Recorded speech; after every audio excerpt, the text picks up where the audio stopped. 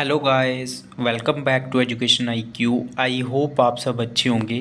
तो डेली का हम लोग जो द हिंदू न्यूज़पेपर पढ़ते हैं, जिसमें 8 से 10 मिनट के अंदर अंदर मैं आपको पूरा द हिंदू न्यूज़पेपर पढ़ाता हूँ। कोई भी इंपॉर्टेंट न्यूज़ हो आपके एग्ज़ाम के related, latest current affairs related, उसको हम लोग इस वीडियो में कवर करते हैं। इस वीडियो को देखने के आपके दो फ़ायदे होंगे, ठीक है। एक तो जो आपके करंट अफेयर्स होंगे डे टू डे के, वो भी कवर हो जाएंगे, और दूसरा जो इंपॉर्टेंट टर्म्स जुड़ी होंगी किसी भी आर्टिकल के साथ। जैसे आज हम लोग जो हैं, अभी जो मैं आपको फर्स्ट आर्टिकल पढ़ाऊंगा उसमें नीति आयोग की एक रिपोर्ट की बात की गई है। तो नीति आयोग के बारे में भी मैं आपको एडिशनल इन्फॉर्मेशन जो है वो दूंगा, जिससे आपका नॉलेज भी बढ़ेगा और आपके करंट अफेयर्स भी जो है वो कवर हो जाएंगे। तो स्टार्ट करते हैं आज का द हिंदू न्यूज़पेपर। मेरा नाम है अभिलाष। फर्स्ट न्यूज़ क्या है? Poverty levels below 5% claims chief of centres think tank. तो थिंक टैंक किसको बोला जाता है? नीति आयोग को, ठीक है। नीति आयोग की क्या फुल फॉर्म है? National institute for transforming India, national institution for transforming India, ये आपको याद रखना है। नीति आयोग जो है ना, इसने रिप्लेस किया था, किसको रिप्लेस किया था? जो पहले प्लानिंग कमीशन होता था उसको रिप्लेस किया था नीति आयोग ने जनवरी 1 2015 को। और ये पॉलिसी बनाने में मतलब जो भी गवर्नमेंट होती है उसकी हेल्प करता है, ठीक है। और जो है ऑब्जर्वर का भी काम करता है, मतलब देखता है कि किस तरह से पॉलिसी इंप्लीमेंटेशन हो रहा है। इसके जो चेयरपर्सन रहते हैं वो प्राइम मिनिस्टर नरेंद्र मोदी रहते हैं। और इसका काम है कोऑपरेटिव फेडरलिज्म को प्रमोट करना, मतलब स्टेट्स का भी जो है योगदान करना, उनको भी जो है वो शामिल करना, पॉलिसीज़ बनाने में मदद करना, क्योंकि इसमें स्टेट्स के भी मेंबर रहते हैं, स्टेट लेजिस्लेचर्स के भी मेंबर रहते हैं नीति आयोग के अंदर में। तो इतनी इन्फॉर्मेशन काफ़ी है नीति आयोग के बारे में।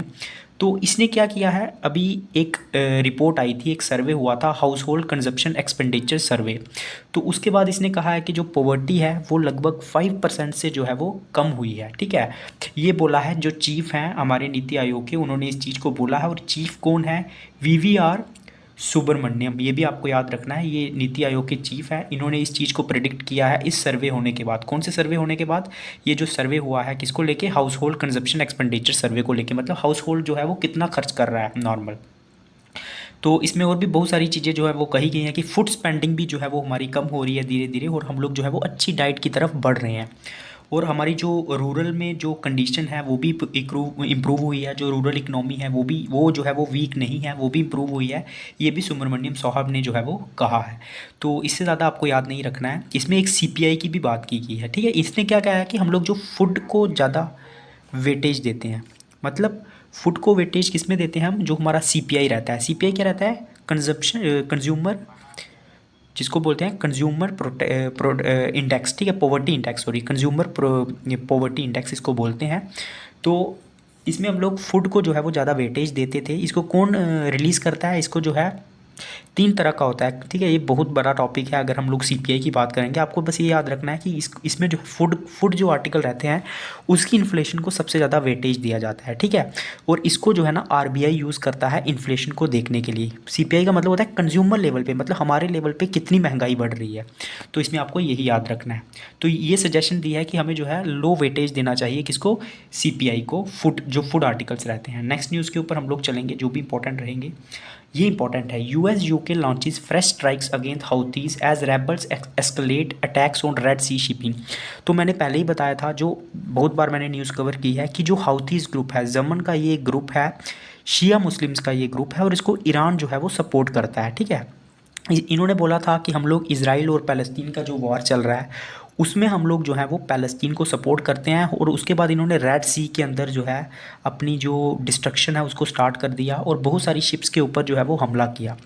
रेड सी क्या है? ये इंडिया को यूरोप के साथ कनेक्ट करता है और अफ्रीका की बहुत सारी कंट्रीज़ के साथ कनेक्ट करता है, मतलब एक मेजर ट्रेड रूट है, ठीक है। तो ये काफ़ी इंपॉर्टेंट है इंडिया के लिए और जितनी भी साउथ एशियन कंट्रीज़ है। और वहाँ पे लगातार जो है हाउथीज़ ग्रुप जो है वो अटैक कर रहा है। और उसके बाद जो यूएस है और जो यूके है लगातार हाउथीज़ ग्रुप के ऊपर जो है वो स्ट्राइक्स कर रहा है। तो ये भी आपको याद रखना है, ठीक है। नेक्स्ट न्यूज़ के ऊपर हम लोग चलेंगे। पॉलिटिकल न्यूज़ को हम लोग कवर नहीं करेंगे क्योंकि वो आपके एग्जाम के लिए इंपॉर्टेंट नहीं रहती है। Kerala capital sees massive turn out of devotees for Attukal Pongala. तो ये आपको याद रखना है। आपको पता होगा जो पोंगल फेस्टिवल है वो कहाँ पे बनाया जाता है? तमिलनाडु के अंदर बनाया जाता है। वैसे ही जो अटुकल अटुकल पोंगला है ये केरल के अंदर बनाया जाता है, तिरुवनंतपुरम में। ये आपको याद रखना है, किसी भी एग्ज़ाम में आपको पूछ सकते हैं। बाकी इसमें कुछ इंपॉर्टेंट नहीं है, बहुत सारी भीड़ लगी थी, ठीक है, तो वो आपके लिए मैटर नहीं करता है। नेक्स्ट न्यूज़ के ऊपर हम लोग चलेंगे। हाँ, in last Mann Ki Baat before polls PM urges first time voters to vote. तो अभी जो मन की बात हुई है, जो पीएम मोदी का प्रोग्राम होता है, उसमें मोदी जी ने अर्ज किया है कि जो भी अभी लेटेस्ट 18 साल के हुए हैं उनको वोट करने के लिए मोदी जी ने जो है वो कहा है। नेक्स्ट न्यूज़ के ऊपर हम लोग चलेंगे। Ahead of Lok Sabha election Modi launches projects worth 48,100 crore. तो लोकसभा इलेक्शन आने वाली है और मोदी जी ने जो है एक प्रोजेक्ट लॉन्च किया है, ठीक है। इसका नाम है ये प्रोजेक्ट क्या है, ये सुदर्शन सेतु। ये आपको याद रखना है, एग्ज़ाम में पक्का आएगा। India's longest cable stayed bridge है ये, जो कनेक्ट करता है Okha mainland and Beyt Dwarka island in Gujarat. तो इनको ये कनेक्ट करता है, इस चीज़ को मोदी जी ने इस ब्रिज को जो है वो इनागोरेट किया है। तो ये इंडिया का लार्जेस्ट केबल स्टेट ब्रिज है द्वारका में, गुजरात के अंदर में। ये आपको याद रखना है, ठीक है। ये आपको कभी भी पूछ सकते हैं। ये कनेक्ट किस किस को करता है, ओका मेनलैंड एंड वयट द्वारका को। ये भी आपको याद रखना है। इसमें और कुछ इंपॉर्टेंट नहीं है, एग्जाम में पक्का आएगा भाई, देख लेना। नेक्स्ट न्यूज़ के ऊपर हम लोग चलेंगे। Ahead of Gaganyaan, ISRO's CE-20 engine already has a notable legacy. तो अभी आपको पता है गगनयान मिशन आएगा 2024 में, इसरो ने कहा था, जिसका जो हेडक्वार्टर है वो हैदराबाद में है। तो इसरो क्या है, इंडियन स्पेस रिसर्च ऑर्गेनाइजेशन। ये मिशन क्या करेगा, इंडिया के जो ह्यूमंस हैं, मतलब जो लोग हैं, जो एस्ट्रोनॉट जिनको बोला जाता है, ठीक है, उनको कहाँ लेके जाएगा, उनको लेके जाएगा स्पेस के अंदर में, ठीक है। तो ये हमारा मिशन होगा गगनयान का, और इसमें हम लोग कौन सा इंजन यूज़ करेंगे, CE-20 रॉकेट इंजन हम लोग यूज़ करेंगे। तो अगर कोई भी किसी भी ह्यूमंस को स्पेस के अंदर भेजना है तो इंजन की जो है वो टेस्टिंग की जाती है, जिसको बोलते हैं ह्यूमन रेटिंग। तो वो टेस्टिंग की गई है CE-20 रॉकेट इंजन की, और जिसको काफ़ी यूज़फुल पाया गया है। और ये एक क्रायोजेनिक इंजन है, ठीक है, टेम्परेचर को मेंटेन करता है, और ये इंडिजीनियस है, मतलब भारत में बनाया गया है। आपको एग्जाम में पूछा जाएगा। इसको यूज़ किया जाएगा LVM-3 के साथ, लॉन्च व्हीकल होगा ये, जो कि ऊपर लेके जाएगा, ठीक है। तो ये गगनयान मिशन में काफ़ी हेल्पफुल होगा, ये आपको याद रखना है। बाकी इसमें कुछ इंपॉर्टेंट नहीं है, जो भी इंपॉर्टेंट था मैंने आपको बता दिया। CE-20 इंजन के बारे में आपको याद रखना है, एग्जाम में पक्का आएगा। नेक्स्ट न्यूज़ के ऊपर हम लोग चलेंगे, जो भी इंपॉर्टेंट होगी आपकी एग्ज़ाम के लिए। सरोगेसी के ऊपर हम लोग बात करेंगे। सरोगेसी का मतलब क्या होता है, सरोगेसी का मतलब होता है मतलब पेरेंट्स के बच्चे नहीं होते हैं, जहाँ उनको कोई मेडिकल कॉम्प्लिकेशंस होती हैं, तो वो क्या करते हैं, वो किसी दूसरे लेडीज़ का या फिर किसी और दूसरे मेल मेंबर का स्पर्म यूज़ करके, ठीक है, तो वो उस तरीके से सरोगेसी के थ्रू जो है वो बच्चा पैदा करते हैं, ठीक है। तो ये सिंगल जो लोग हैं, जो मतलब जिनकी शादी नहीं हुई है, वो भी इस तरीके से कर सकते हैं। तो उसमें जो है कुछ मॉडिफिकेशन की गई है, ठीक है, उसी के बारे में इसमें बात की गई है। तो ये क्या है, मतलब अगर आपको मेडिकल कॉम्प्लिकेशन नहीं है तो आप लोग जो है सरोगेसी का इस्तेमाल नहीं कर सकते। इसी चीज़ को जो है वो मॉडिफाई किया गया है, जो कि एकदम सही है। नेक्स्ट क्या है, can the IMEC address the Red Sea crisis. तो आईमेक क्या है, एमिक है, ये आपको याद रखना है। ये लॉन्च हुआ था, इकोनॉमिक कॉरिडोर है ये, जो India middle east Europe economic corridor है, जो G20 समिट 2023 में अनाउंस हुआ था, जिसकी अध्यक्षता भारत ने की थी। तो ये किसको कनेक्ट करेगा, इंडिया मिडल ईस्ट और यूरोप को कनेक्ट करेगा, ठीक है।